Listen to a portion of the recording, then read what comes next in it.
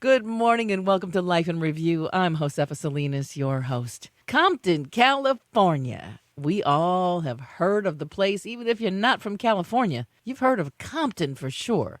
The city has a legacy and stories and so much history with it. Much of it is scary history. When people think of Compton, they're like, oh, I'm not going to Compton. But I've lived in LA now for, 30 years. And I can tell you, I've had some incredible memories in Compton, California. Some of the best chorizo I've ever eaten has been in Compton, California. With us this morning, Walter Thompson Hernandez. He's written a book all about the Compton Cowboys. Now, I know right away you're like, Cowboys in Compton? Wait a minute. That's Compton's in Los Angeles. How can there be cowboys in the middle of a city? Well, he's here to tell you all about it, the history, the legacy, the generations of cowboys in America's urban heartland, right here in Compton, California. Good morning, Walter. How are you this morning? Good morning. Thanks for having me. I'm doing well. Oh, it's really good to have you here. Now, I actually am familiar with the cowboy riding in Compton back in my Power 106 days when I was on the air there. I Yeah, many times was over in Compton, especially when the parades happened. The Cowboys would be right. there. So talk to me about how you became affiliated with the Compton Cowboys and why you decided to write this book to tell the story, an amazing story that everybody should know about the Compton Cowboys. I'm from the area. I still live and I grew up about 5 minutes away from Compton. And for me, Black Cowboys have kind of always been part of the South LA and Southeast LA story. So as a New York Times writer, I wrote a feature article in 2018 that led to the book. And like it's a story that I think was really important for South LA and Southeast LA. What I didn't know was that it'd be so well recognized, I think, by people outside of LA and by people throughout the US and throughout the world. I think it's a really beautiful and complicated story that really sheds light on potentially one of the last cowboy and cowgirl writing groups in Compton. And possibly, there aren't a lot of them unless you're somewhere in the Midwest out on a ranch. I grew up in the Midwest and every summer would spend our summers down in Mexico on my grandfather's ranch. So, being a cowgirl, horses and all of the rugged things that come along with being involved with horses was not something that was foreign to me, but it's foreign to a lot of people just about anywhere in this country. So how did cowboys end up in Compton? Tell me a little bit about the history. So when Compton was founded in 1888, a majority of the city was zoned off for agricultural space and usage. And so what ended up happening is that African American folks who migrated from the South really saw Compton as a way to not just have farmland, but to also continue this horse riding culture. So for much of Compton, there's an area called the Richland Farms, which is this sort of like 5 to 10 acre space in the heart of Compton that is really home to Compton's horse riding community. And so the Compton Cowboys come from the Richland Farms, and it's essentially where each ride and both begins and ends every single day. Now, we're real familiar with Bill Pickett Rodeo. It's where black cowboys are revered and the competitions happen. And I can remember the first time I went there and promoted it. And luckily, every radio station that I have been at in Los Angeles, we've always managed to have something to do with the Bill Pickett Rodeo. So talk to me a little bit about how somebody becomes involved with the Compton Cowboys and how it came from becoming the posse to the Cowboys and what it is today. So Maisha Akbar founded the Compton Junior Posse in 1988. And she starts this program as a way for both her children and her children's friends to really, I think, stay off the street. It was it was seen as a deterrent to, gangs and violence and drugs in Compton. But then, she really started seeing that, like, so many of the children from the neighborhood really started to enjoy riding. So she starts a club called the Compton Junior Posse, which was around for about 28 years. The Compton Cowboys officially start in about 2017, and they are all essentially, children of the posse, right? Like they are now grown men and women who all grew up in Compton and who all grew up with Maisha Akbar. And they're sort of, like the 2.0 version of Compton's Cowboys. And they're, still writing to both preserve a legacy of cowboy culture, but also to ensure that it stays around forever. So when you were writing this book, I know you must have spent a lot of time with the Cowboys. Did you grow up in L.A., you said? I did, yeah, And I but absolutely did. were the Cowboys or the thought of Cowboys ever a part of your life when you were a kid? Yeah, so they were a part of my life.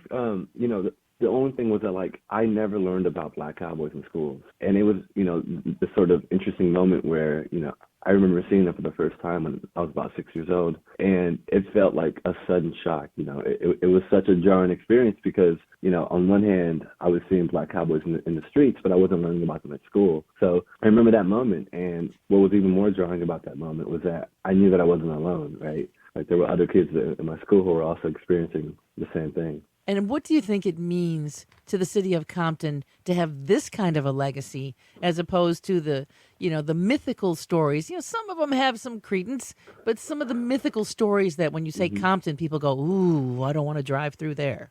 Yeah, well, I think it's really important to really highlight this story in Compton. I think Compton is a really complicated place. It's full of so many different layers, and I think unfortunately, when we say the words Compton throughout the world, it comes with a negative stigma. The people only think about drugs or gangs or violence, but I think Compton is so much more than the stigmas that it's known for, and it's my hope that this book can shed light on a different side of Compton. A side of Compton that we generally don't hear about. Now, the Compton Cowboys and the whole legacy of being a cowboy in Compton still exists today. What could people do to learn more about it, to become involved, to maybe start other kinds of organizations throughout Southern California? We've got a lot of land out here. It seems like with all of the things going on today in the world that being a part of something like this could really make a difference in kids' lives. Absolutely. So I think the best way to do that is to, the Compton Cowboys have a really thriving social media presence. So I think it's probably best to find them on social media, but also they have a website, and there are ways to be involved. There are ways to donate and to give back. And what is that website? I think it's the ComptonCowboys.com. ComptonCowboys.com. So let's talk a little bit about your time investigating this whole legacy. Tell me one of the things that made you just go, wow, I had no idea. Yes. So I think for me, I spent a year and a half working on this book, and I think, I spent almost every single day in Compton, in the Richland Farms, sort of, just trying to be a fly on the wall, trying to observe and interview and ask questions. And I think for me, I didn't really know about the healing properties that horses bring. And I didn't know that, horses can be extremely therapeutic. So learning that, kind of really shifted my perspective about equine therapy and about, the relationship between human and horse, and, how they can also treat anxiety or PTSD or stress, or for those who have experienced different forms of trauma in their life, horses can be a sort of answer for that. So I think for me, that was the biggest wow, right? Was seeing the sort of healing that was happening on a daily basis on the ranch. Yeah, because when you're dealing with a horse, I know this from personal experience. Horses are a very, very interesting animal, a very strong-willed, and you can even the most hardened person who thinks that they are just the toughest person in the world can be brought to their Right. knees by a horse. Right.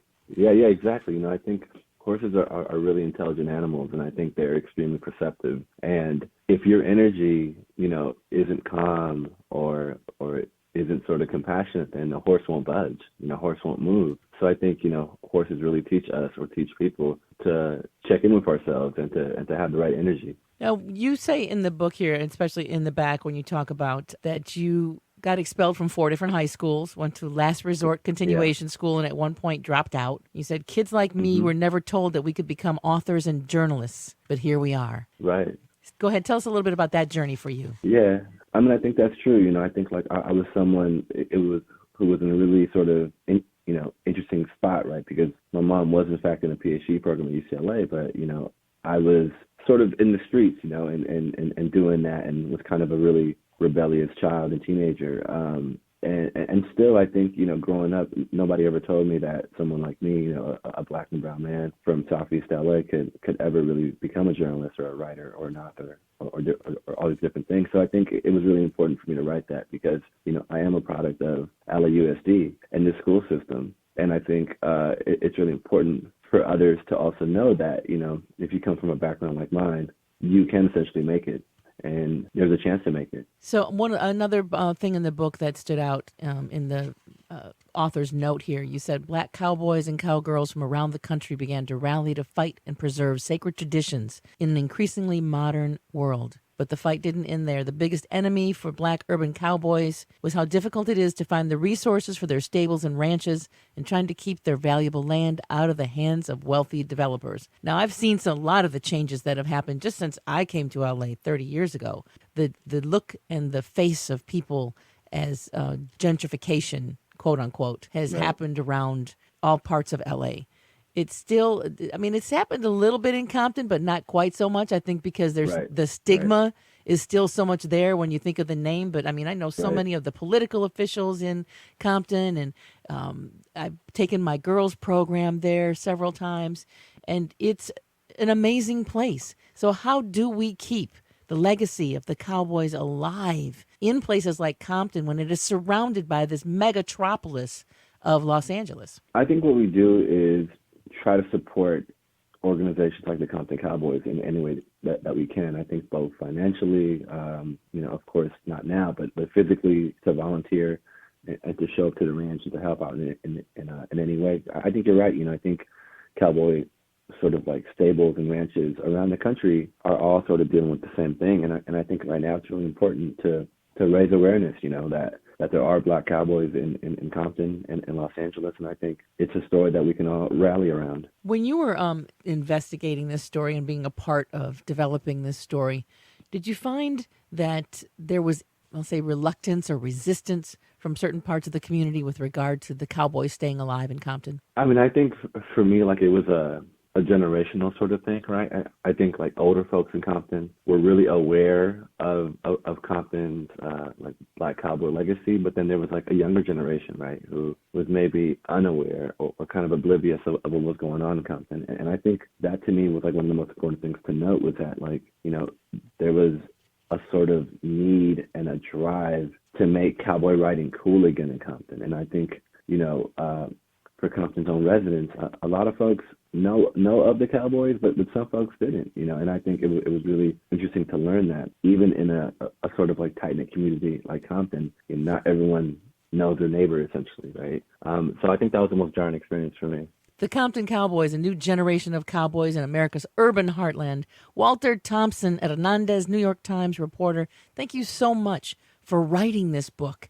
I'm so proud of it. And I didn't grow up in LA, but 30 years I've been here and been a part of it and been a part of the various communities and, struggling for and fighting for and representing for and being the voice for. This book is a voice that I hope everyone gets a chance to read. How about some social media for you? Yeah, so my Twitter is WTHDZ, and I have a website, WTHDZ.com, and that'll be great. Thank you so much for this interview. Really appreciate it. Oh, it's so great to have you here. And when you write another book, because I know you will, you make sure you come back and see us. Have a beautiful morning. I promise. Thank you so much. Okay, have a beautiful morning. Stick around. Coming up, we're going to hear from the winner of The Biggest Loser. They're looking for new contestants. Could one of them be you? You'll find out all about it next, right here.